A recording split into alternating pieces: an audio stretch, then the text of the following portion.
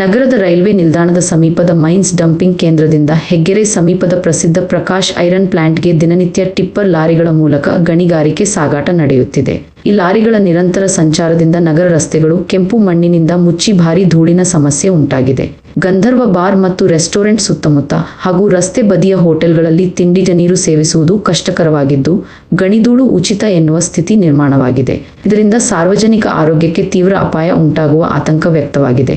ನಗರದ ಪ್ರಮುಖ ಡಾಂಬರ್ ರಸ್ತೆಯಲ್ಲಿ ಲಾರಿಗಳಿಂದ ಅಂಟಿಕೊಂಡ ಮಣ್ಣುಡ ಧೂಳು ವಾಹನ ಸವಾರರು ಮತ್ತು ಪಾದಚಾರಿಗಳಿಗೆ ತೀವ್ರ ತೊಂದರೆ ಉಂಟುಮಾಡಿತ್ತು. ಪರಿಣಾಮ ಡೋಜರ್ ಬಳಸಿ ಮಣ್ಣುಡ ಧೂಳು ತೆರವು ಕಾರ್ಯ ಕೈಗೊಳ್ಳಲಾಗಿದೆ. ಈ ವೇಳೆ ಸ್ಥಳದಲ್ಲಿದ್ದ ವ್ಯಕ್ತಿಯೊಬ್ಬರು ಮುಖ್ಯ ರಸ್ತೆಯಿಂದ ರೈಲ್ವೆ ನಿಲ್ದಾಣದ ಮೈನ್ಸ್ ಡಂಪಿಂಗ್ ಕೇಂದ್ರದವರೆಗೆ ಸಿದಸಿ ರಸ್ತೆ ನಿರ್ಮಾಣ ಮಾಡುವ ಭರವಸೆ ನೀಡಿದ್ದಾರೆ.